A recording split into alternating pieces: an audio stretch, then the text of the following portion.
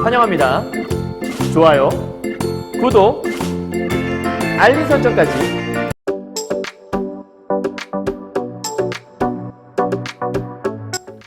안녕하세요. 경화여고 2학년 학생 여러분, 그리고 전국에서 EBS 올림포스 전국연합학력평가로 독서 지문을 공부하신 학생 여러분 만나서 반갑습니다. 선생님은 세계 최강 국어쌤 조인수 선생님입니다.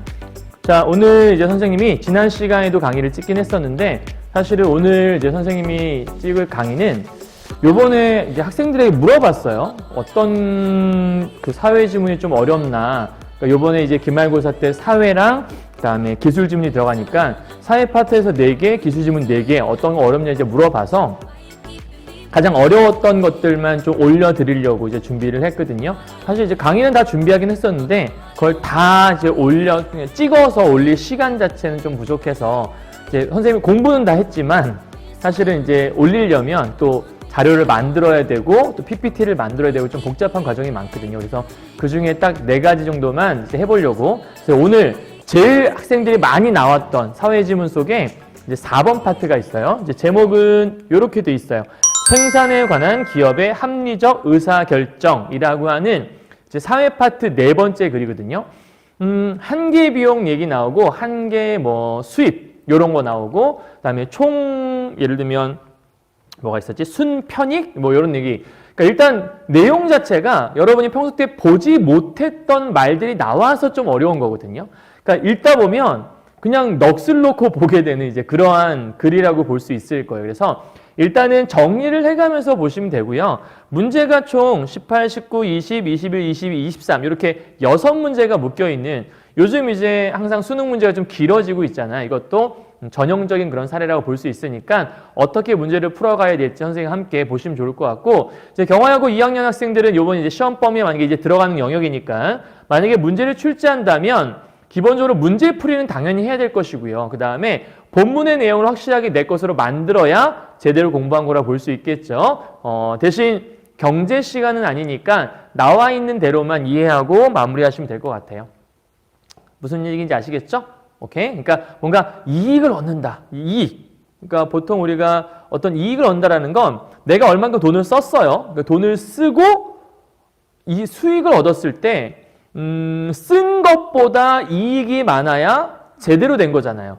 그러니까 여기서 제목에 보시면 생산을 했는데 기업이 합리적으로 의사결정을 한다는 건 기업의 수익이 나는 방향으로 의사결정을 하는 거겠죠? 그럼 합리적이다라는 얘기는 무슨 얘기예요? 적은 비용을 들여서 많은 걸 뽑아낼 수 있다면 되게 이익이 되지 않을까? 이런 생각들을 해볼 수 있을 거예요. 자, 경제지문이 어려운 이유는 용어 자체가 좀 낯설어서 그렇다고 말씀드렸으니까 그런 것들만 잘 이해하시면 될 것 같습니다. 자, 우선 여러분이 먼저 이렇게 지문을 읽어가기 전에 문제 안 풀었으면 늘상 말씀드리고 있는 거 있죠? 문제를 푸시고 그 다음 이 지문을 접하셔야 돼요. 일단 문제부터 한번 확인할 거는 이렇게 18번 문제에 보시면 윗글의 전개 방식으로 가장 적절한 것은 무엇입니까? 나와요. 전개 방식에 대한 문제니까 포인트 단어가 뭔지만 좀 찾아보도록 하죠. 합리적인 선택을 할 때 블라블라블라 보이는 거니까 제일 많이 보이는 말이 합리적 선택이란 말이죠. 그러니까 이 글을 읽을 때는 합리적 선택이라는 게 제일 중요한 포인트구나. 그걸 머릿속에서 잊으시면 안 될 것 같아요. 그죠? 자, 그리고 합리적 선택을 할 때 장점을 제시하며 기업의 의사결정 과정을 평가한다. 그러면 합리적 선택할 때 장점, 합리적 선택을 했어. 그럼 어떤 장점이 있지? 그게 포인트인가? 그래서 기업의 의사결정 평가하고 있다. 그러면 의사결정 과정이 나와야겠죠. 요러한 과정을 통해서 1번이 답이 된다면, 다음 2번 합리적 선택이 지닌 한계. 그럼 포인트는 장점에 있고 포인트는 한계에 있다는 걸 체크할 수 있겠네요. 그럼 세 번째 3번의 포인트는 경제 주체가 되기 위한 조건을 제시하며, 그럼 얘는요 합리적 선택의 포인트가 아니라 경제의 주체가 되기 위한 조건이 포인트잖아요. 그렇다면 이 글을 얘기했을 때 종이 쳤네요. 지금 사실은 오늘 시간이 좀 시간이 밤 8시 50분인데 선생님 집에 가기 전에 빨리 찍어서 이제 또 하나 올리려고 지금 준비를 하고 있는 시간이라 학생들한테 좀 도움 될까 싶어서 이제 찍고는 있는 건데 지금 목이 조금 상태가 좋진 않으니까 양해하고 좀 들으세요. 자, 1번, 2번은 답이 되려면 합리적 선택이란 말이 중요 포인트 단어가 돼야 되고요. 3번이 답이 되려면 경제 주체가 중요한 단어여야 되겠죠. 그다음 4번 합리적 선택을 하기 위한 방법. 그러면 여러분 딱 봤을 때 일단은 3번은 답이 되기 좀 힘들다라는 걸 생각할 수 있을 거예요. 왜냐하면 1번, 2번, 3번이 합리적 선택인데 합리적 선택이 중요하지 않아? 그러면 다 나가는 거잖아. 그죠? 그렇다면 3번은 조금 약간 붕 뜨는 느낌이 좀 들죠. 5번 기업이 생산활동을 할 때 고려하는 요소를 제시하면서 생산량을 결정할 때 어려움을 원인에 따라 분류하고 있다. 그러면 이제 문제를 많이 풀어본 학생 같은 경우에는 이렇게 딱 보자마자 답이 아무래도 좀 1번, 2번, 4번 중에 하나일 것 같은데 이런 게 살짝 느낌은 와야 돼요. 왜냐하면 합리적 선택이 답이 아니라면 이 세 개는 다 지워질 수가 있거든요. 그죠? 물론 이제 100%는 아니지만 그렇게 짐작하고 갈 수 있다는 얘기예요. 다음 19번 문제를 보면 가장 전형적인 일치, 불일치 문제라고 볼 수 있죠. 자, 포인트 잡아보도록 할게요. 알 수 있는 내용이니까 윗글에서 알 수 있는 내용은 윗글의 내용과 다르거나 윗글에 없는 내용을 골라라 이런 거겠죠. 총 비용에서 고정 비용 제외한 나머지는 모두 가변 비용. 그렇다면 총 비용은 고정 비용 플러스 가변 비용 이렇게 돼야지만 이 말이 성립하겠네요. 두 번째, 완전 경쟁 시장의 개별 소비자는 시장 가격을 주어진 것으로 받아들인다. 그럼 완전 경쟁 시장 나오고 거기에 개별 소비자 나왔을 때 확인해 보면 돼요. 그죠? 3번, 생산량과 상관없이 기업이 매달 똑같이 내야 하는 임대료는, 그럼 임대료 나오면 와서 확인해 보면 될 것 같아요. 그러니까 지금 다 읽지 마시고 임대료 나오면 확인해 보자. 그다음 네 번째, 평균 비용은 총 비용이 생산된 상품에 똑같이 배분되었을 때 얼마인지를, 그럼 평균 비용이란 말 나왔을 때, 그리고 평균 비용과 총 비용 얘기 나왔을 때 확인해 보면 될 것 같고요. 다섯 번째, 같은 편익을 주는 대안이 여러 개 있다면 비용이 가장 적게, 그러면 편익과 비용 나왔을 때 확인해 보시면 크게 어렵지 않을 것 같아요. 되셨나요? 여기까지요? 자, 요런 내용 읽은 상태에서 이제 본문 들어가야 되는데, 여러분 선생님이 항상 공부할 때 포인트 잡아드리고 있잖아요. 지금은 문제를 풀었다는 전제 하에 잡아드리는 포인트. 그러니까 혹시라도 글을 아직 안 읽었다면 먼저 글을 읽으시고 그 다음에 이걸 보셔야 된다는 얘기예요. 자, 선생님 포인트는 이렇게 잡았습니다.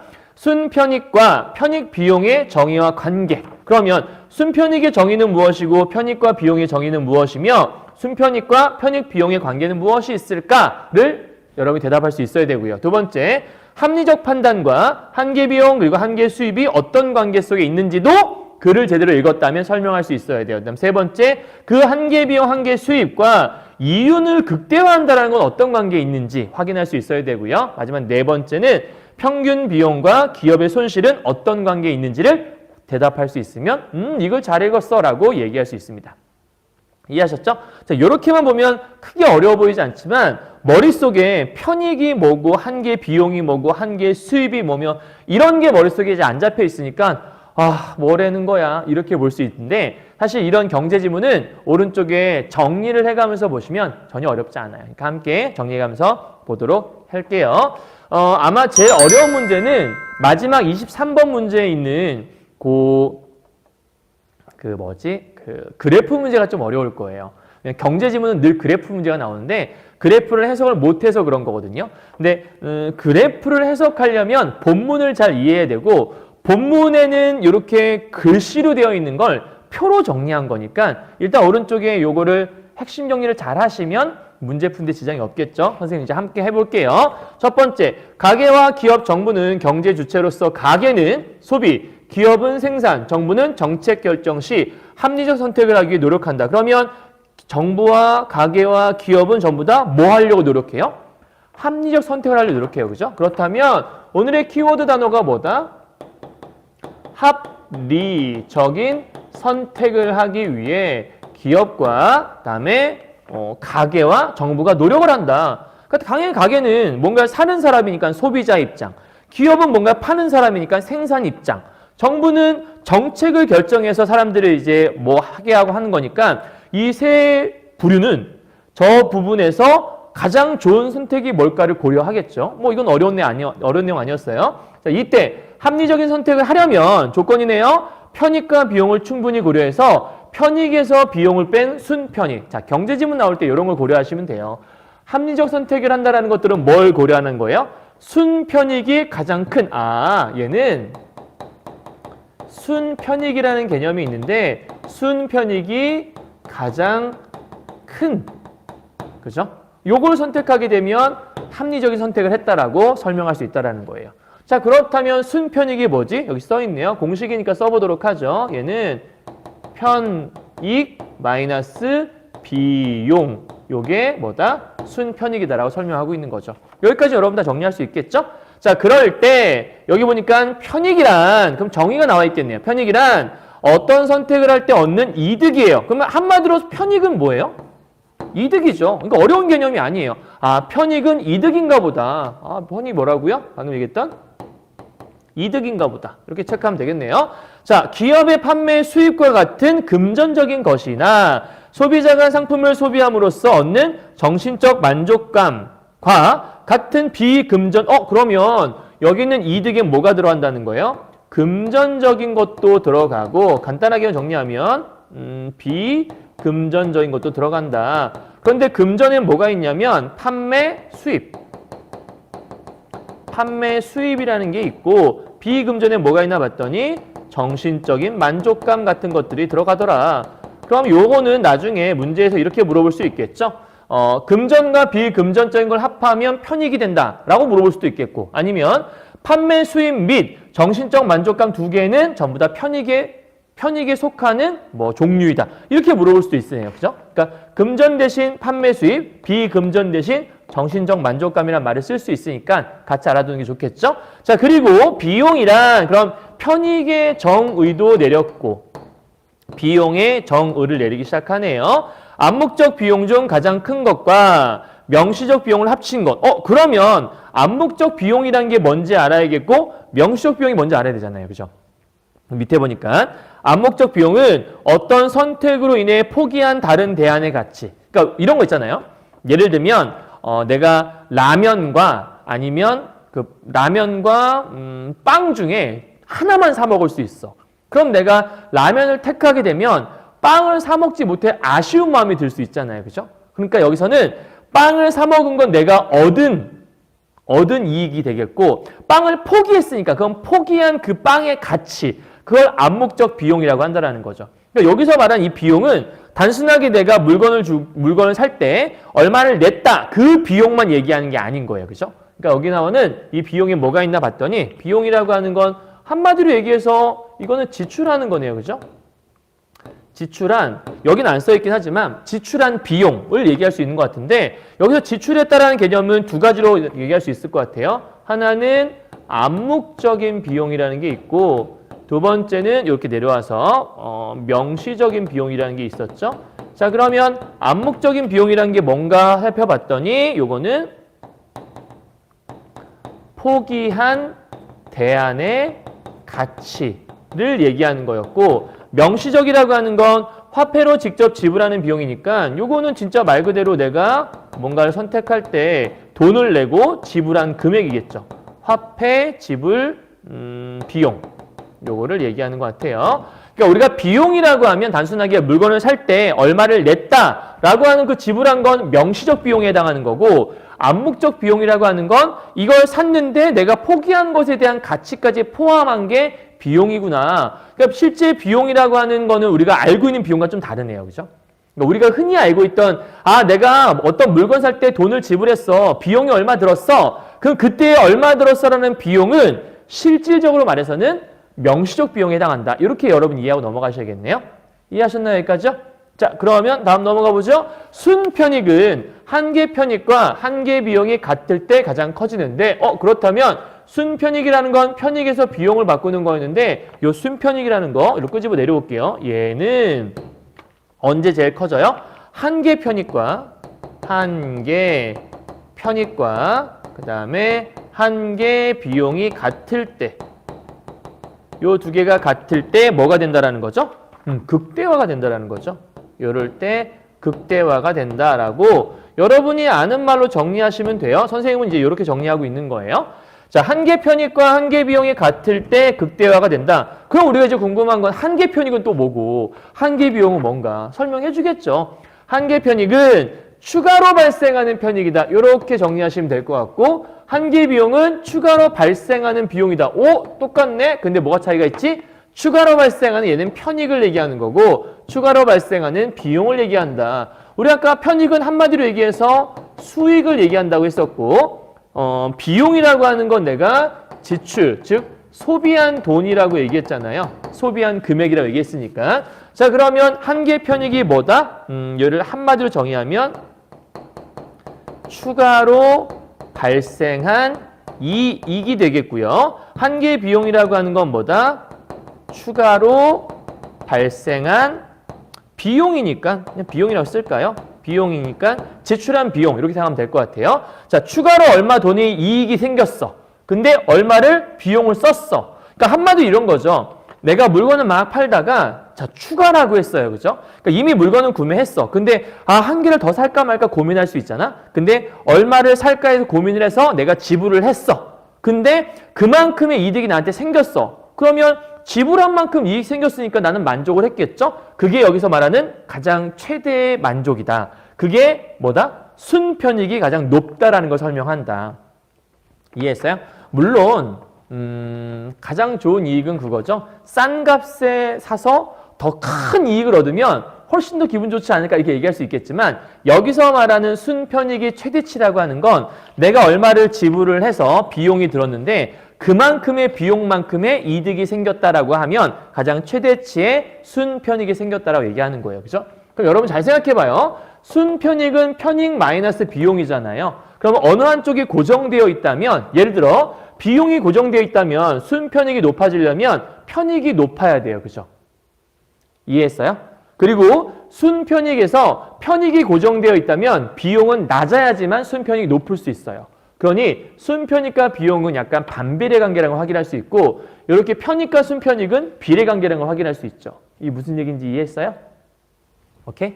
어려운 얘기는 아니었으니까. 자, 예를 들어 봅시다. 볼펜은 한 개 더 살지 말지 고민하고 있는 소비자가 있는 거예요. 그래서 얘가 한 개를 더 산다고 했으니까 추가로 사는 거죠. 그럼 추가로 사는 거는 아까 얘기했지만 추가로 발생하는 봐봐요. 소비자의 한계 편익은 즉 추가로 발생하는 이익은 볼펜을 한 개 더 사는 데서 오는 만족감. 아까 정신적 만족감이 뭐라고 그랬더라? 요거는 편익에 해당한다. 그래서 한계 편익이라고 설명하는 거고 요 만족감이라는 게 편익에 해당하는 거잖아요. 그죠? 자, 그리고 한계 비용, 지불한 금액은 볼펜을 한 개 더 사기 위해 추가로 드는 비용이다라고 얘기했으니까 추가로 쓴 돈 생각할 수 있겠네요. 자, 그럼 정리 다 끝났네. 자, 주제는요. 합리적 선택 시 고려할 순편익의 정의와 특징이 나와 있구나라고 생각하시면 크게 어렵지 않았네요. 이해하셨죠? 자, 지금 여러분이 읽은 이 부분은 문제에서 아마 A라고 돼 있을 거예요. A. 그죠? 그래서 여러분 A에 대한 문제가 어딨냐면 21번 문제가 있으니까 먼저 해결하고 넘어가도록 할게요. 자, 21번 보니까 지금 요 내용 갖고 문제를 푸는 거예요. 3,000원을 가지고 가게에 간 값은 1,000원인 땡땡 과자와 뭐 세모 음료수가 있대요. 자, 그럼 여러분 밑에 글씨가 막 써 있긴 한데 선생님이 그 글씨 없애버리고 제일 중요한 건 표니까 표만 가져온 거예요. 자, 일단 머릿속에 기억해야 될 거. 과자 가격도 1,000원이고 음료수 가격도 1,000원이다. 이걸 잊으면 안 되고요. 그 다음 3,000원 가지고 갔어. 그러니까 약간 조금 이거를 잘못 읽은 사람들은 이해가 안 갈 거야. 왜냐하면 가지고 있는 돈이 3,000원이래. 근데 여기 보니까 비용이 막 5,500원 들었어. 아니 이 인간은 3,000원인데 어떻게 5,500원을 썼지? 말이 안 되잖아. 아니 3,000원 갖고 있다는데 어떻게 9,000원을 썼지? 비용이 3,000원 들었다고 했으니까. 근데 여러분 이해할 수 있는 게 하나 있어요. 뭐냐면 아까 비용이라고 하는 건 엄밀하게 말하면 내가 돈을 지불한 거에다가 뭘 더한다 그랬죠? 암묵적 비용 중에 가장 큰 것을 더한다고 했잖아요. 그죠? 그러니까 이 비용이 나오게 된 데는 잘 봐요. 과자 소비량이 1개라고 했잖아요. 그럼 과자 1개 값이 아까 1,000원이라고 했잖아. 음료수도 1,000원이고. 그러면 요 상황에서 본다면 과자는 내가 1,000원을 아마 돈을 썼을 거야. 요게 이제 뭐야? 여기서 말하는 명시적 금액이 명시적 비용이 될 수 있겠죠. 그리고 거기다가 비용이 전체가 2,500원이니까 1,500원이 더해진 상태라고 봐야 돼요. 그죠? 그러니까 앞에 있는 것들은 뭐예요? 얘는 명시적 금액이 될 수 있겠고 뒤에 있는 거는 암묵적 금액이 될 수 있는 거죠. 암묵적 비용이요. 자, 그러면 2개 샀을 때도 마찬가지겠네. 2개를 샀어. 그럼 당연히 2,000원을 내가 썼겠네. 실제 내가 지불한 금액 2,000원. 요게 명시적 금액. 자, 그런데 5,500원을 내가 지불한 셈이다 라고 한 거는 과자를 사서 내가 뭘 못 산 거냐면 음료수를 못 샀다 이거야. 그 음료수를 포기한 대가가 얼마냐. 그 대가가 5,500원이 되려면 얼마야? 3,500원이라는 게 음료수를 포기한 대가라는 거지. 그게 암묵적인 아까 그 금액이라고 했으니까. 그럼 여기도 마찬가지로 3개 샀어? 3,000원. 그렇지. 다 썼어 돈을. 전부 다 과자 사는데 써버린 거야. 목말라 미치겠는데. 그래서 이렇게 3개를 다 사버리면 상대적으로 내가 더 목이 마를 수 있겠잖아. 그래서 음료수 포기한 가격이 9,000원 된 거니까 6,000원이 됐다고 볼 수 있겠다. 그죠? 그러면 여기 있는 여기 동그라미 친 거 있죠? 요거는 우리가 뭐라고 볼 수 있어요? 암묵적 금액이다라고 생각할 수 있겠네요. 어려운 내용 아니었죠? 자, 그리고 나서 이쪽 편익을 가보도록 하죠. 우리 지금 비용에 관한 건 요 2개 다 지금 여기다 표시해봤어요. 자, 편익이라고 하는 건 뭐였냐면 금전적인 거에다가 비금전적인 거 다 더한다고 얘기했었어요. 그죠? 요거 잘 생각하셔야 돼요. 자, 이제 생각해 봅시다. 우리가 이거 공식 만들 수 있는 거. 값이 과자 소비에서 얻는 순편익. 우리 아까 순편익 어떻게 구했지? 여기 보니까 편익에서 비용 빼라라고 얘기했네. 그러면 한 개 샀을 때 순편익이 얼마냐? 여기다 계산할까? 순편익이 얼마일까라고 한번 계산해 본다면 편익에서 비용 빼면 돼. 여기서 여기 빼면 되는 거잖아. 편익에서 비용 빼면 순편익 나오는 거니까 그럼 얼마지? 여기는 1,500원이 나온다. 순편익이. 그죠? 자, 2개의 과자 샀다. 그때 순편익이 얼마냐면 이렇게 빼볼까? 얼마지? 2,000원이 나왔네. 그리고 여기서는 빼보니까 9,500원 빼니까 500원 나오네요. 그죠? 와, 순편익 이렇게 나왔어요. 자, 그러면 순편익은 과자 3개 살 때 얼마였어요? 500원이네요. 1개 살 때 얼마죠? 1,500원이네요. 그럼 3개 살 때보다 1개 살 때가 더 크다. 1개 살 때 1,500원이 더 크네요. 이건 맞는 말이네. 이해했어? 자, 이렇게 적용만 하시면 돼요. 어려운 거 아니에요. 다음 2번째, 값이 과자 소비량을 합리적으로 선택했다. 우리 아까 합리적인 선택이라고 하는 건 이윤을 극대화하는 거라고 얘기했잖아. 그럼 이윤을 극대화한다라는 건 아까 뭐였냐면 극대화하는 건 여기 있구나. 합리적 선택한다라는 것들은 순편익이 가장 크다라는 걸 얘기했잖아. 그러면 순편이 가장 큰 상태를 선택을 했겠네. 그게 뭐야? 순편이 제일 큰 거는 여기잖아요. 그렇다면 얘는 아마도 과자를 2개 샀겠네요. 그죠? 그러면 여기 보니까 음료수 1개 값이 남았다? 왜? 과자 2개 사면 얼마 썼어? 2,000원 썼잖아. 총 내가 3,000원 갖고 있었잖아. 그럼 과자 2개만 샀을 거니까 1,000원은 남아있겠네. 그 1,000원은 음료수 가격도 1,000원이라고 했으니까 틀린 말 아니겠구나. 왜냐하면 나는 지금 현재 과자하고 음료 둘 중에 하나 살 건데 과자를 2개 샀으면 아마도 여기는 음료수 하나를 살 수 있겠죠. 그죠? 꼭 산다는 건 아니지만. 이해했죠? 그러니까 틀린 말 아닌 것 같아요. 자, 3번 가보도록 할게요.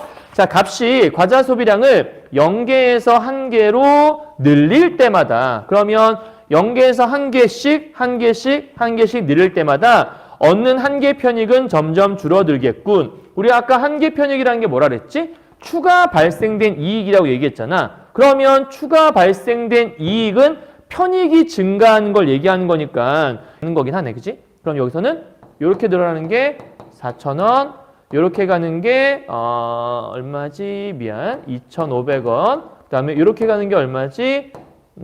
요거니까 2,000원이 되겠네. 여기가 이제 1개 편익. 이렇게 되는 거니까 다른 얘기했네요. 자, 1개 편익이라고 하는 건 점점 줄어드는 게 맞고 1개 비용은 올라가는 게 맞네요. 그죠? 그럼 1개 비용은 점점 줄고 있다가 맞는 말이겠다. 그죠? 오케이. 자, 시간이 지금 9시니까 막 정신 몽롱한가 봐요. 어쨌든 맞는 말. 다음 4번이요. 값이 과자 소비량을 2개, 3개로 늘리기 위해 추가로 드는 비용. 추가로 드는 비용. 그게 아까 뭐라 그랬지? 1개 비용이라고 했어요. 그죠? 요 앞에 요 가격 얘기하는 거예요. 자, 2개에서 3개 늘리는 가격은 요거잖아. 3,500원. 그죠? 자, 요거는 추가로 얻는 만족감. 우리 아까 만족감이라는 건 뭐였지? 추가로 얻는 만족감이란 게 뭐였지, 얘들아? 추가로 얻는 만족감? 요건 1개 비용이고 만족감이라고 하는 거는 편익에 해당하는 거였잖아. 그럼 추가로 얻는 만족감이란 얘기는 한마디로 1개 편익을 얘기한다고 볼 수 있겠다. 그치?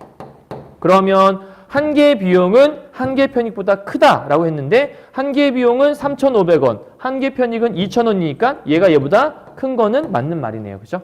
그러니까 지금 이게 중요한 포인트가 뭐냐면 추가로 드는 비용이 뭐냐? 여기 말하는 1개 비용이고 추가로 드는 만족감이 뭐냐? 그 만족감을 단순하게 만족했겠다? 이렇게 보는 게 아니라 여기서 만족감이라는 걸 편익이라고 했으니까 이걸 한계 편익이란 말로 바꿔서 이해할 수 있냐를 물어보는 문제인 거죠. 다 맞는 말이네요. 자, 마지막 5번 가도록 하죠.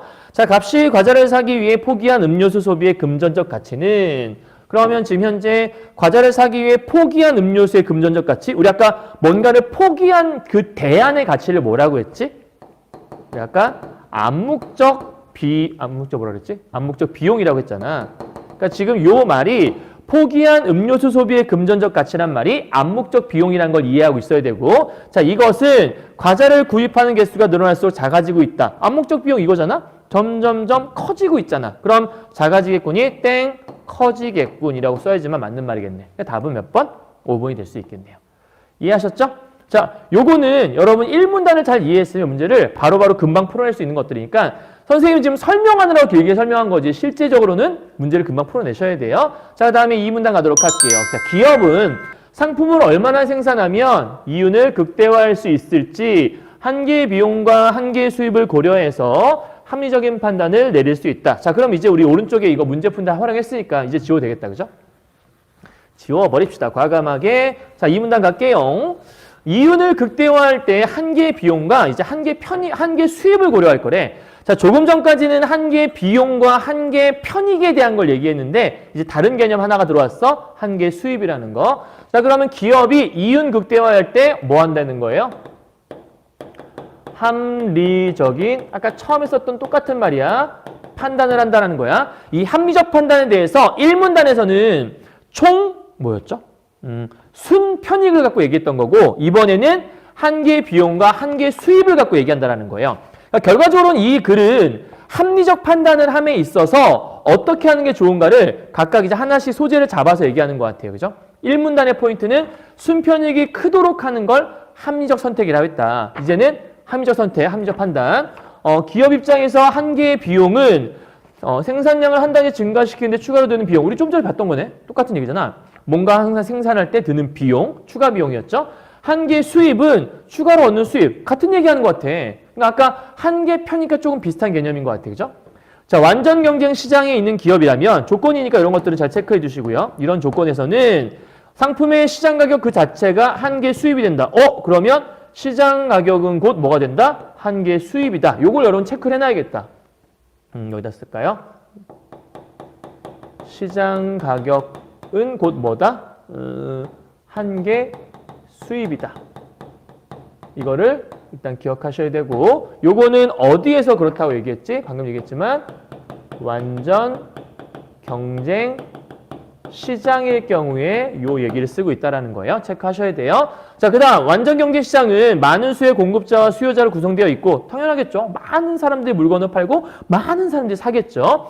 거래되는 상품이 동질적이므로 개별 공급자나 수요자가 시장 가격에 영향을 미칠 수 없다. 왜?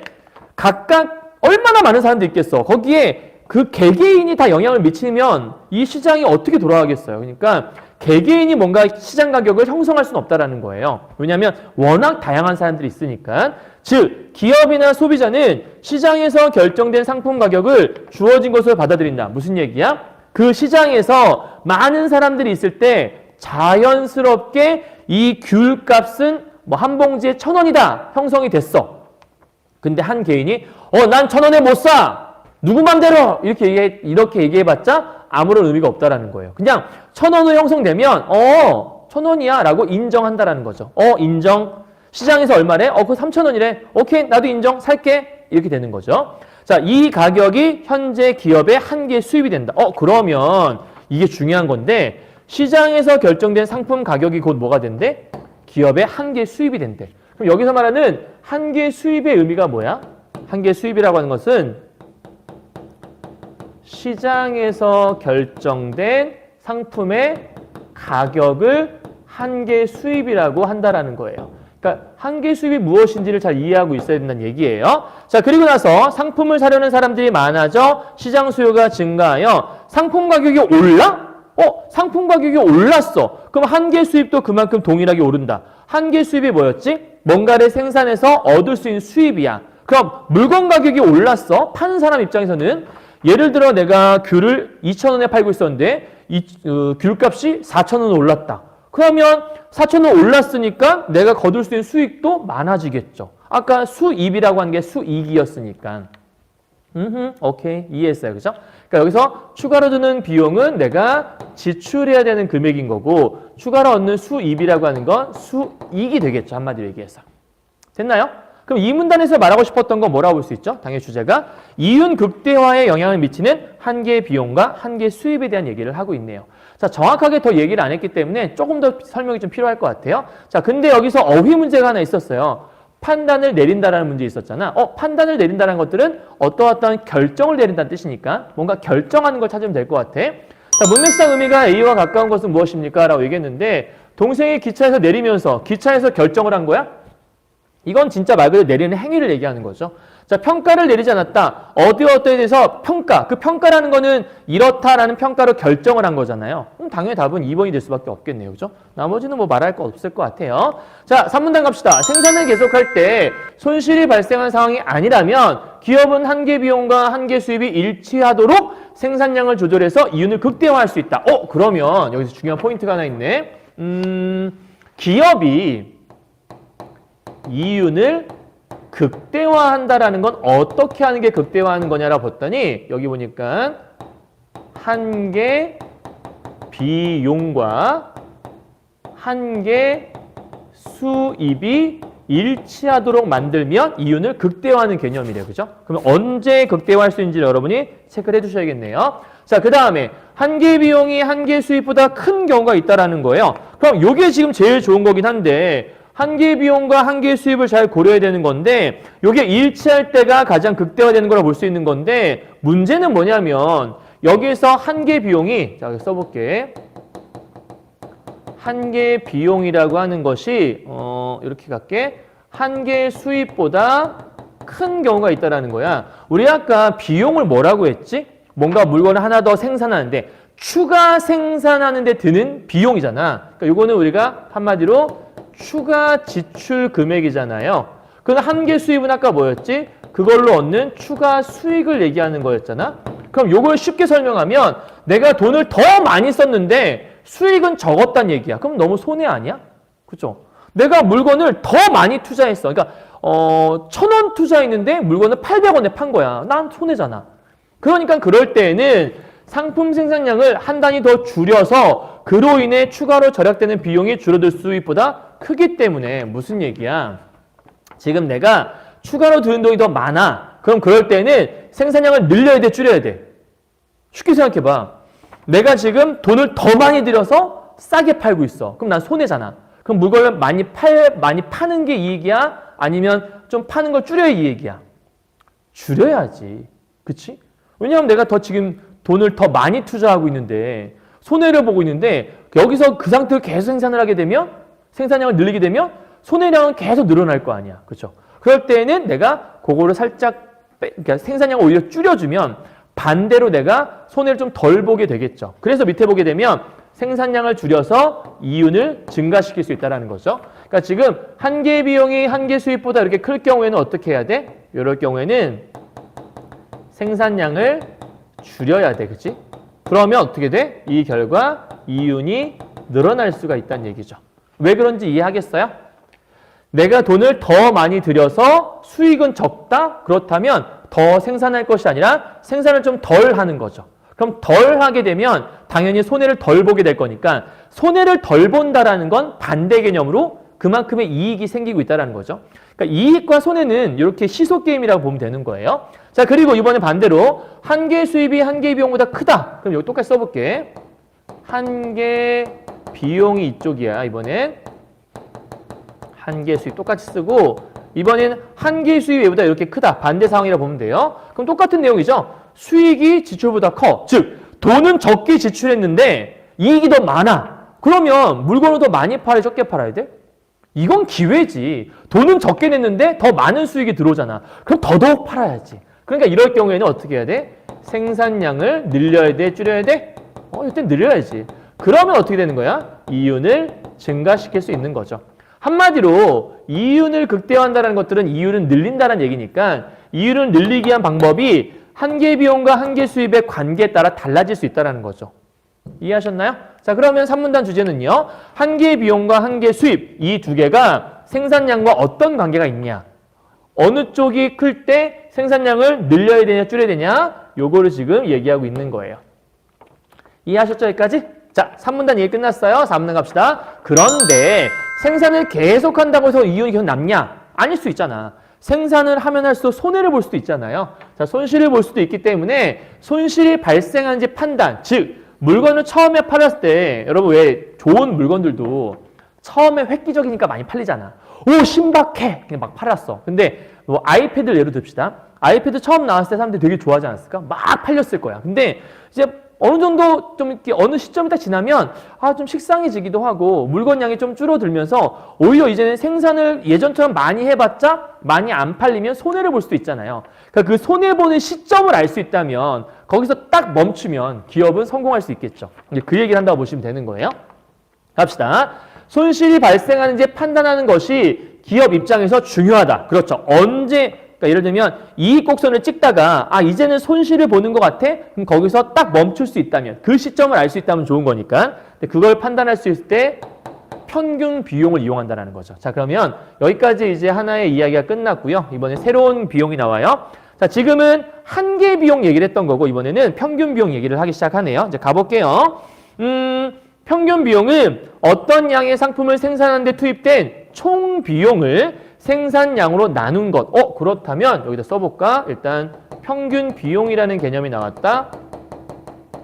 네, 평균 비용이 뭐라는 거예요? 한마디로 얘기해서 여기다 이렇게 쓸게요. 지금 총 비용을 생산량으로 나눈 값이 평균 비용이다 라고 설명하고 있어요. 그죠? 그러니까 지금 현재 이 평균 비용에 관한 얘기를 하고 싶은 거예요. 요거에 대한 얘기를.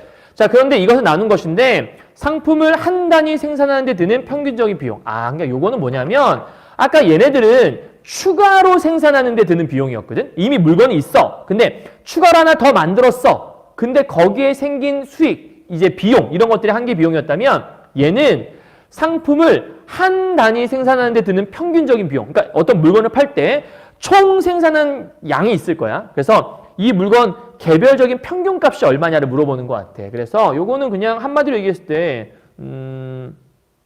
어떤 물건이라고 하면 좀 그러니까 간단하게 제일 중요한 단어 이거니까 평균적 비용이 얼마냐를 얘기하는 것 같아요. 그죠? 그러니까 위에는 한계 비용은 물건을 추가 생산할 때 드는 비용이라면 평균 비용이라는 그 물건 전체를 우르르 이렇게 해놓고 총 비용이 있을 거 아니야? 그 총 비용을 생산량으로 나누는 거죠. 예를 들면 뭐 볼펜 100개 생산하는데 100만 원이 들었다. 그럼 100만 원이라는 총 비용을 볼펜 100으로 나눠요. 그러면 볼펜 한 개에 드는 비용이 나올 거 아니야. 그 한 개의 비용이 10,000원이겠죠? 그 10,000원이 평균적인 값이 될 수 있다는 거니까 그 10,000원이 이제 평균 비용이 될 수 있을 거예요. 자, 이때 총 비용은 고정 비용과 가변 비용으로 구분된다. 우리 아까 이런 걸 읽었던 것 같아. 자, 여기 말하는 총 비용 잠깐 이제 빼올게. 요 총 비용 있죠? 이 총 비용이라고 하는 거. 총 비용이라고 하는 것은 뭐냐라고 물어봤더니 고정 비용과 고정 비용 플러스 뭐가 된다라는 거야? 가변 비용이 된다라는 거예요. 오케이. 여기까지는 이해했어요. 그죠? 자, 그때 한계 비용이 총 비용 중 가변 비용에만 영향을 받는데 그러면 가변 비용에만 영향을 받는 건 뭐야?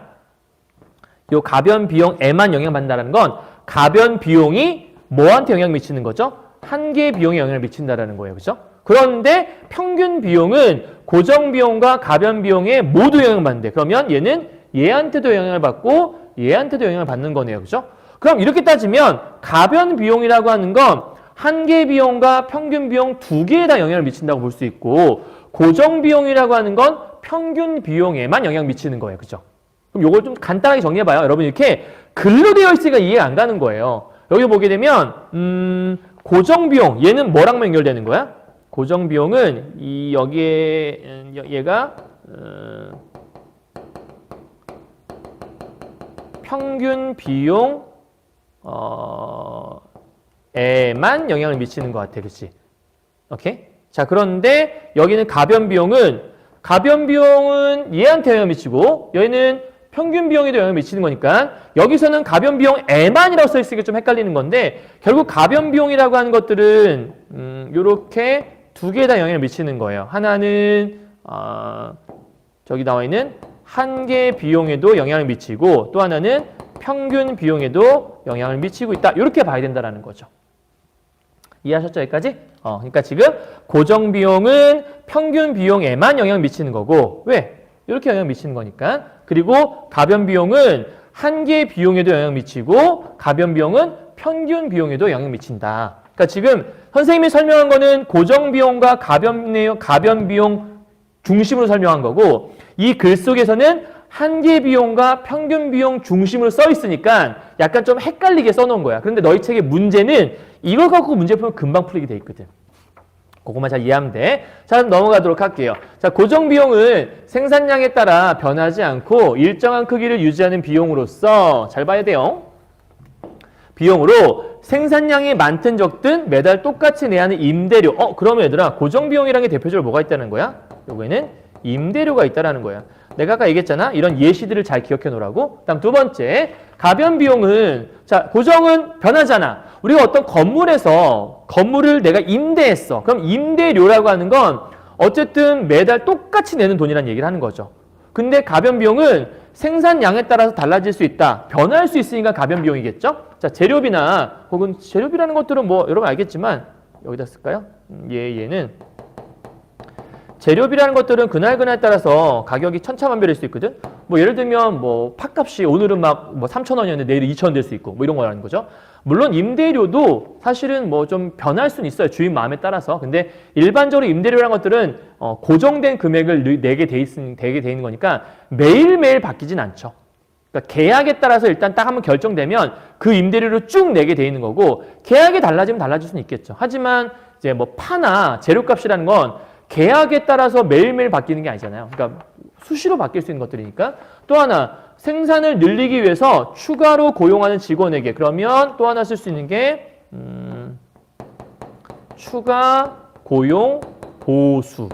그럼 이렇게 잘 체크해 두시고 나중에 문제에서는 임대료를 물어볼 수도 있고 재료비나 이런 걸 통해 물어볼 수 있으니까 임대료 나오면 고정비용, 재료비 나오면 가변비용 이렇게 생각하시면 될 것 같아요. 자, 그럼 여기 주제는요. 기업의 손실 발생 상황 판단 시 고려할 평균 비용에 대한 걸 얘기하고 있다.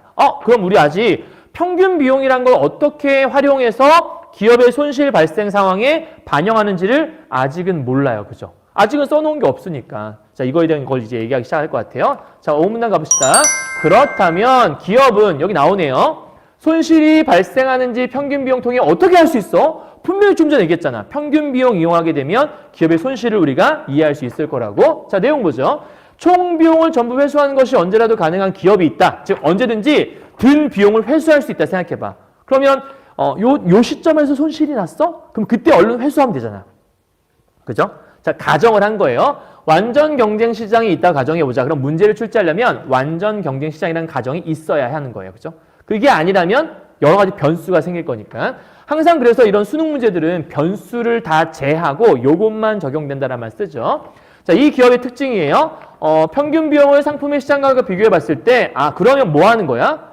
평균 비용을 시장 가격과 비교해 보는 게 중요한 포인트인 거야. 그래서 가격이 평균 비용 곡선. 우리 아까 여기 위에서 한 개 비용도 한 개 수익과 비교했었잖아. 똑같은 생각인 것 같아. 가격이, 그럼 이때 가격이 무슨 가격이지? 시장 가격이겠죠? 그러니까 시장에서의 상품 시장 가격을 얘기할 수 있겠죠? 자, 이것이 평균 비용 곡선의 최저점에도 미치지 못한다면, 그럼 여기서 하나 이제 쓸 게 있다? 잘 써야 될 것 같아. 일단, 시장의 상품 가격이죠. 시장의 상품 가격이 얼마야? 이렇게 낮출게. 지금 평균 비용 곡선의 최저점보다 이렇게 작다. 이런 경우가 있다는 거죠. 그러면 시장의 상품 가격이 평균 비용 곡선의 최저점보다 낮은 상황이야. 얘들아, 평균 비용이라고 하는 건 물건의 평균 값이라고 했잖아. 그러니까 평균적으로 이 물건이 얼마에 지금 팔리고 있는지 이제 물건 값이 있을 것 같은데 이 평균 비용 곡선, 그러니까 내가 총 얼만큼을 생산을 했어. 그 물건 한 개의 값을 생각했는데 그걸 생산하는 데 든 비용보다 상품 가격이 더 적어. 그 얘기 무슨 얘기지? 돈을 이만큼 들였는데 실제로 가격이 요만큼 있으니까 이 시장 상품 가격이라고 하는 건 이 가격에 팔리면 나한테 뭐가 들어오는 거야? 수익이 들어오는 거지. 그러니까 좀 쉽게 설명하면 여기 있는 얘가 뭐가 되는 거야? 나한테 들어오는 수익이라고 생각하면 돼. 그리고 평균 비용 곡선이라고 하는 것들은 한마디로 내가 뭐라 생각하면 돼? 지출하는 금액이라고 생각하면 좀 쉬워. 그러니까 위에 선생님이 이렇게 써놓은 것, 노란색 써놓은 것처럼 이것도 이렇게 이해하면 되거든? 시장 상품 가격이라고 하는 건 그 가격에 팔리면 나한테 그만큼의 이익이 들어오는 거잖아요. 수익. 자, 평균 비용 곡선은 내가 평균적으로 쓴 비용이잖아. 그러니까 내가 요만큼을 갖고서 지출해서 물건을 만들었는데 나한테 들어오는 수익은 요만큼 가격에 팔려서 이거밖에 안 들어와. 그럼 수익이 적잖아.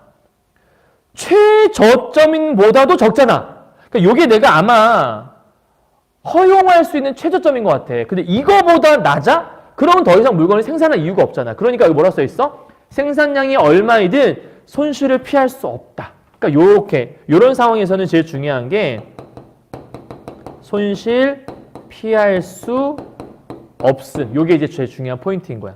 선생님이 지금 화면 밖으로 나가서 잘 안 보일 텐데 요 내용 기억하셔야 돼요. 자, 그래서 그렇다면 어떻게 해야 돼? 총 비용 전부 회수해서 손실 발생을 막는 것이 합리적 결정. 그러니까 지금 요런 상황이 됐다면 뭐 해야 돼? 무조건 철수해야 돼. 야, 팔지 마. 철수! 이렇게 해야지만 되는 거야. 왜냐하면 완전 경쟁 시장에서는 다 철수할 수 있다고 얘기를 했으니까. 자, 그런데 밑에 봐요. 기업이 의도한 생산량에서의 평균 비용이 시장 가격보다 낮아. 그럼 얘들 봐봐. 비용이 얘보다 낮다는 얘기. 우리 아까 평균 비용이 뭐라 그랬지?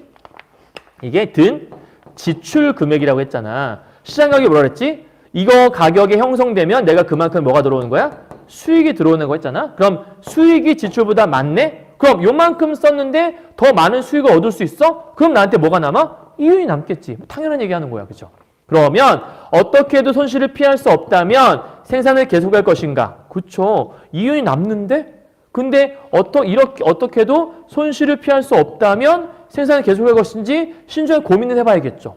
그러니까 이윤이 남는데 손실을 피할 수 없어. 어떡하지? 고민이 되지 않겠니? 자, 그래서 밑에 이처럼 평균 비용은 한계 비용과 더불어 기업이 생산에 관한 의사결정 내릴 때 유용하게. 그러면 기업이 의사결정을 할 때 두 가지가 영향을 미친다는 거죠. 하나가 뭐예요?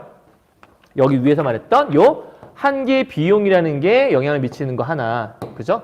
두 번째는 이 평균 비용. 그럼 결국은 오늘의 포인트는 딱 끝났네.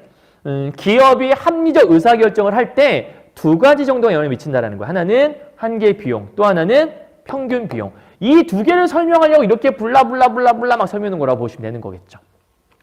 이해하셨죠? 자, 그러면 평균 비용은 결국은 뭘 피하기 위한 거야? 손실과 관련된 거야. 그치? 그러니까 손실 그 시점을 알고 싶은 거죠. 그죠? 자, 그렇다면 정리해보죠. 평균 비용과 기업의 손실 발생의 관계에 대해 설명하고 있다. 그러면 나중에 혹시라도 평균 비용 얘기가 나오게 되면 어느 시점에서 내가 이것을 빼야 될 것인가, 그 손실 여부에 대한 것들을 생각해야겠네요. 자, 요 문제가 아마 20번 문제에 있을 거예요. 자, 윗글 참고할 때 기억의 의미야. 기억이 뭐죠? 평균 비용이 유용하게 활용된다는 점이었어요. 자, 이것의 의미가 뭐냐라는 거예요. 그러면 일단 기본적으로 저 기억의 의미를 설명하려면 손실 얘기가 나와야 정답이 될 수 있겠죠. 그럼 손실 얘기 나올 만한 게 뭐가 있을까? 여기는 뭐 평균 고정비용 얼마인지 손실 얘기 없네? 있는 거 찾아봤더니 요거네. 생산 멈춰야 하는 시기가 언제인지. 이게 이제 손실이 났을 때 멈춰야 되는 거니까. 요거 뭐 그럴 수 있겠고. 그다음 4번도 생산 중단이니까 얘 아니면 얘가 맞아야 될 것 같아. 그치?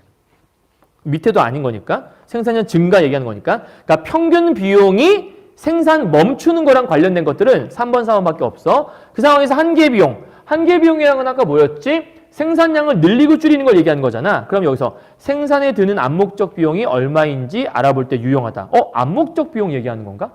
암묵적 비용은 아까 그거였잖아. 뭔가를 포기하는 비용. 그 얘기를 하는 게 아닌데.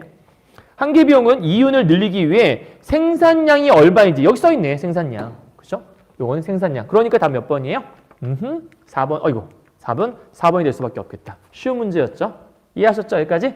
자, 그럼 이제 그 다음 가보도록 할게요. 자, 6문단인데요. 이거는 뭐 정리할 것도 없어요. 합력 선택을 중심으로 생산에 관한 기업의 의사결정을 살펴보는 것은 정말 중요하다. 왜요? 기업의 생산활동은 소비자의 수요를 충족시켜 줄 수 있고, 그쵸? 물건을 만들었으니까 소비자를 충족시켜 줄 수 있죠. 고용 증가나 경제 성장 등 사회 전체에 영향을 미치는 영향이 되게 크다. 그러니까 기업이 합리적인 의사결정을 하는 게 필요하다. 뭐 이 얘기를 하고 있는 것 같아요. 끝. 합리적 선택 중심으로 기업의 의사결정을 살펴보는 것이 어떤 의의가 있는지 설명하고 있다. 정리됐네요. 그죠? 됐죠? 여기까지. 선생님이 따로 정리는 안 할게요. 왜냐면 이번엔 표로 정리할까 하다가 어차피 정리가 여기 다 돼 있으니까 문제를 풀어볼 때 요걸 보면서 하는 게 좋을 것 같아요. 자, 이제 문제 풀어보죠. 18번 문제는 아까 봤을 때 일단 합리적 선택이 들어가야 되는 거니까 3번과 5번은 빼야 돼요. 그죠? 그 다음에 합리적 선택을 할 때 장점 얘기한 건가? 기업의 의사결정 과정. 아, 얘가 안 나왔다. 기업이 어떻게 의사를 결정하고 있는지 과정에 대한 평가는 나오지 않았어. 그치? 다음 두 번째, 기업의 사회적 책임에 대해 얘기한 것도 아니었고 합리적 선택의 한계를 얘기한 것도 아니었어. 그치? 그럼 마지막 남은 건 얘인데 합리적 선택 어떻게 해야 돼? 한계 비용과 이거 고려해야 돼. 생산과 관련된 기업의 의사결정 얘기하는 거니까 오케이. 의사결정 과정은 아니지만 의사결정에 대한 거 설명한 거니까 답은 4번이라고 볼 수 있겠다. 됐죠? 자, 19번 문제 알 수 있는 내용 찾아볼게요. 총 비용에서 고정 비용 제외한 나머지는 가변 비용이다. 우리 아까 총 비용이 고정 비용 플러스 가변 비용이었잖아. 그러니까 고정 비용을 제외하면 가변 비용이란 말 틀린 말 아니겠네? 1번 오케이. 다음 2번이요. 완전 경쟁 시장의 개별 소비자는 시장 가격을 주어진 것으로 우리 아까 얘기했었지. 완전 경쟁 시장 속에서 개별적으로 소비자들이 가격을 결정할 수 없다. 그럼 어떻게 한다? 형성된 가격을 오케이 인정. 아까 인정했었잖아. 그거랑 똑같은 말이죠. 오케이. 3번. 생산량과 상관없이 기업이 매달 똑같이 내야 하는 임대료. 우리 아까 임대료 어디였었지? 임대료 여기 있다. 이 임대료는 고정 비용이네요. 그죠? 이것은 한계 비용에 영향을 준다. 고정 비용은 한계 비용 여기 있네. 한계 비용에 영향을 주는 건 뭐였지? 가변 비용이잖아. 고정 비용은 평균 비용에만 영향 주는 거니까 여기가 틀렸네. 얘는 어디에 주는 거야? 평균 비용에 영향을 준다. 이렇게 맞는 거겠죠? 그러니까 답은 3번이 될 수 있겠어요. 이해했어요? 그러니까 글 속에는 거꾸로 뒤집어져 있으니까 이거를 여기에서 총 비용을 얘와 얘로 설명했으니까 얘 위주로 설명했다고 보시면 되는 거예요. 이해했죠? 여기까지? 자, 답은 3번이 적절하지 않은 거겠고요. 4번. 평균 비용은 총 비용이 생산된 상품에 똑같이 배분되었다. 우리 아까 평균 비용이 뭐였지? 총 비용을 생산량으로 나눈 거였으니까 똑같이 배분되었을 때 그 하나의 평균값이라 했으니까 맞는 말. 5번. 같은 편익을 주는 대안이 여러 개 있다면 비용이 가장 아까 우리 편익과 비용 나올 때 뭐였었냐면 순편익은 뭐였지? 편익 마이너스 비용. 요게 순편익이었잖아. 근데 순편익이라는 것들을 합리적으로 선택한다라는 건 순편익이 가장 높은 걸 얘기하는 거였잖아. 근데 만약에 편익이 동일하다라고 얘기했다면 이 값이 동일하면 비용 빼는 값이니까 얘가 커지려면 빼는 값은 적어야 좋은 거잖아. 그러니까 비용이 가장 적게 드는 것이라고 하는 둘이 아까 반비례 관계를 얘기했던 것 같아요. 맞는 말이라 볼 수 있겠네요. 되셨죠? 여기까지? 자, 이제 20번 문제, 아까 문제 풀었으니까 넘어가고 21번, 여러분이 가장 어려워할 만한 문제, 이것도 풀었다고 그죠? 우리 아까? 이거 풀었고요. 가장 어려워할 22번 문제 마무리하고 이제 오늘 수업을 끝내도록 할게요. 자, 22번 문제가 여러분이 어려워할 만하다는 건 뭐냐면 그래프 때문에 그런 거예요. 근데 사실 별거 없어요. 그러니까 그래프를 그대로 그냥 보면 되는 거고, 자, 중요한 포인트는 요만 까먹으면 안 돼요. 현재 생산량이 Q0고 시장 가격이라는 게 P0라는 걸 여러분 이해하셔야 되고요. 자, 그럼 이제 이거 좀 키워볼게요. 문제를 풀어야 되니까. 한계 비용 곡선이다. 평균 비용 곡선이다. 우리가 좀 전에 배웠던 게 여기 다 써 있어. 한계 비용이라는 건 이런 거고 평균 비용은 이런 거다 써 있으니까 요거에 맞춰 기억하시면 되고요. 이 두 개가 가장 합리적일 때 뭐였었냐면 한계 비용과 한계 수입이 동일할 때 이윤 극대화하는 거였어. 여기는 어디였지? 평균 비용은 아까 손실 피하는 그런 얘기 했던 거니까 그거랑 연결 지으면 될 것 같아요. 자, 현재 생산량이 PQ0고 시장 가격이 P0라 했으니까 아마 요 시점 얘기하는 것 같아요. 그죠? Q0, P0. 자, 여러분 한계 비용 곡선이라고 되어 있는데요. 한계 비용 곡선이라는 거는 뭘 얘기하는 거냐면 요렇게 이해하시면 돼요. 여기 보게 되면 요게 이제 그 P0라는 게 상품의 시장 가격이 P0라고 되어 있잖아. 그러니까 요쪽을 우리가 상품의 시장 가격이라고 지금 써 있단 말이야. 그 중에 하나가 이제 요거 현재 시장 가격이라고 볼 수 있겠고, 근데 우리 아까 뭐라 그랬었냐면 여기 있었나? 여기 있다. 시장에서 결정되는 상품의 가격이 곧 뭐다? 한계 수입이라고 얘기했었어. 그러니까 너희가 뭘 체크해야 되는 거냐면 여기 있는 상품의 시장 가격 얘가 곧 뭐라는 거야? 얘가 한계 수입이다. 이거를 너희들이 알 수 있어야, 그러니까 이거를 체크를 하고 들어가야 이 문제가 쉽게 풀리는 거예요. 자, 그렇다면 아까 한계 비용과 한계 수입이 일치하는 곳이 이윤을 극대화한다고 했으니까 좀 전에 봤던 여기 요것이 보면 요거 한계 비용 곡선. 그러니까 요 한계 비용 곡선이라는 게 뭐냐면 한계 비용과 한계 수익이 정확하게 여기 딱 일치하잖아요. 현재 가격이, 그죠? 그러니까 여기가 극대화된 시점을 얘기하는 거예요.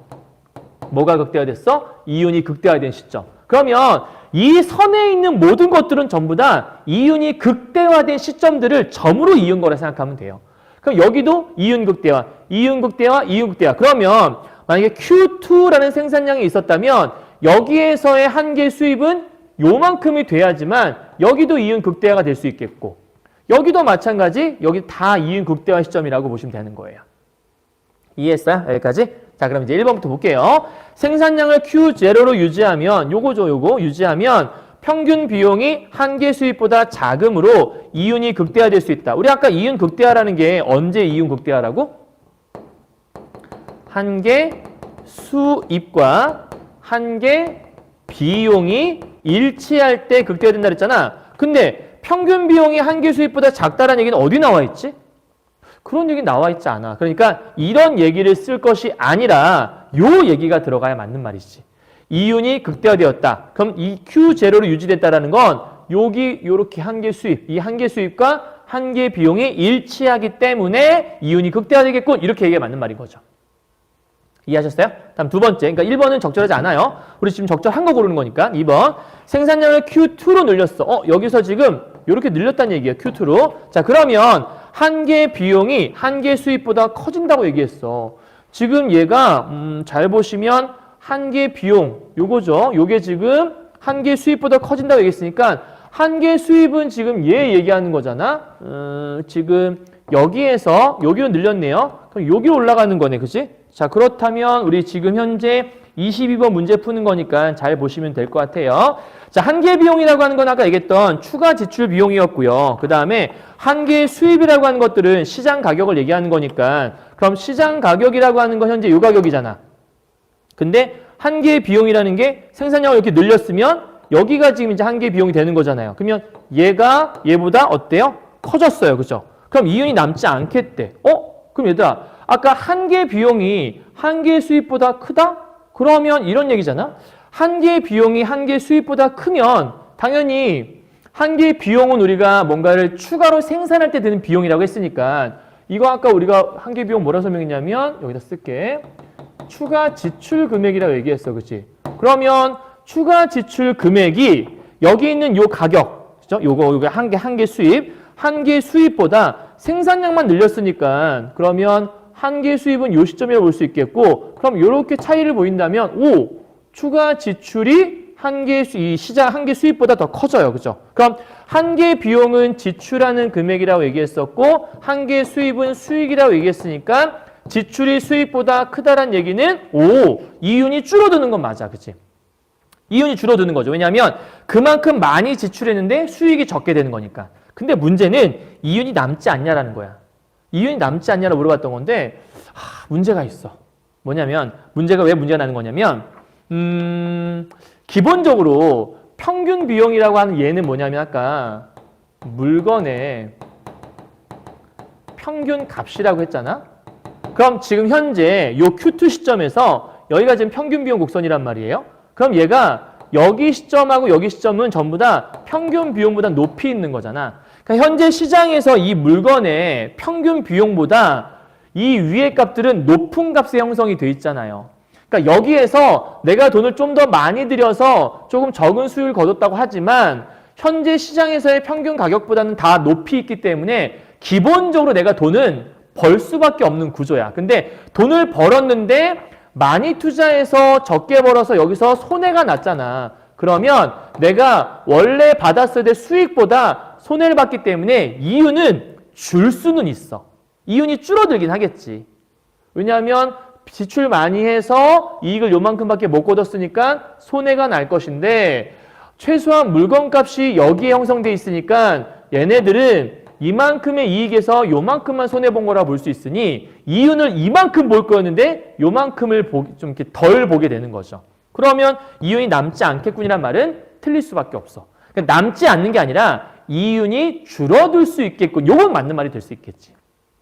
이해했어? 그러니까 요거는 이 글 속에서 보면 돼. 한 개의 비용이 이렇게 생산량 늘렸어. 그러면 한 개 비용이 여기점이잖아. 근데 현재 물건 한 개 수입이라고 하는 것들은 P0에 형성이 돼 있으니까 P0 값은 지금 여기잖아. 그럼 이렇게 생산량이 보면 요만큼의 차이가 생기는 거야.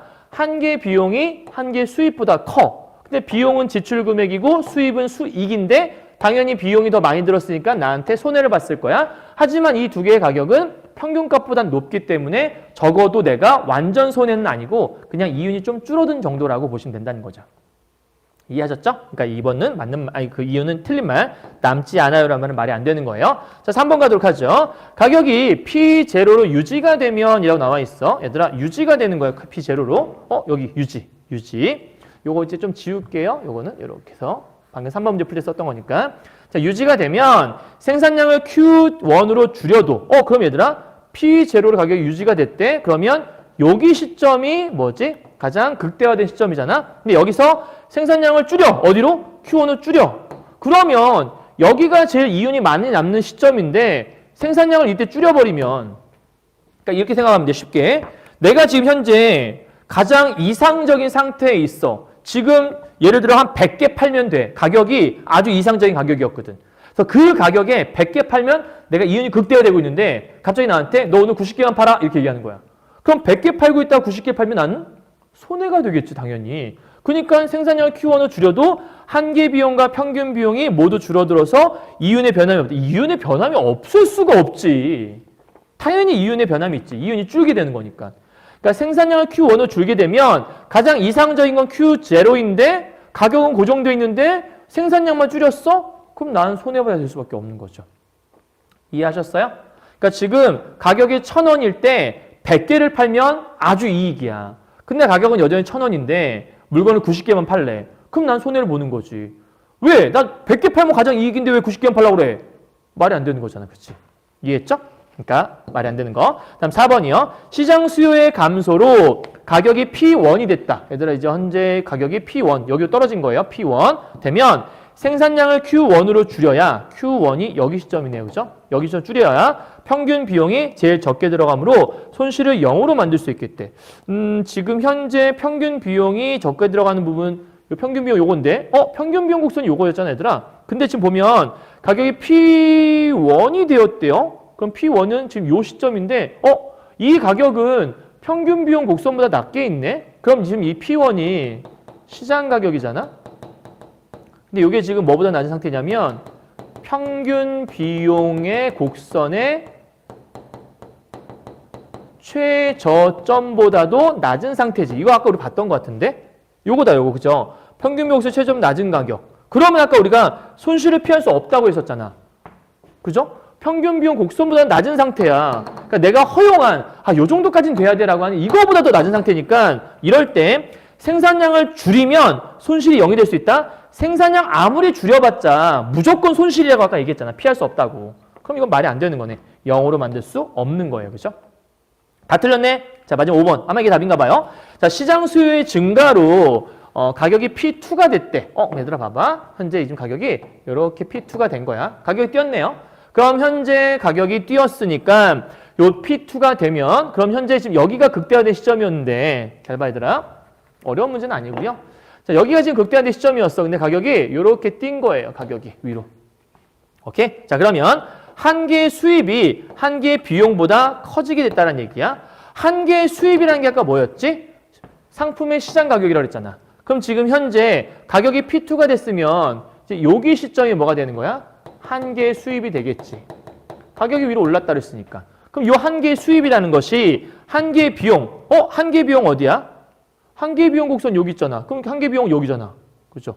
여기 시점에서 지금 한 개 수입이 올랐어? 근데 한 개 비용 여기야. 여기가 지금 한 개 비용이잖아. 한 개 비용 곡선이니까 당연히 여기가 한 개 비용이겠죠? 그러니까 한 개 수입이 한 개 비용보다 올랐어. 커짐으로. 틀린 말 아니겠죠? 근데 생산량을 Q2에 가깝게 왜 늘려야 되는 거지? 지금 현재 선생님이 아까 얘기했잖아. 요 곡선이라고 하는 건 이 곡선의 의미가 뭐라고?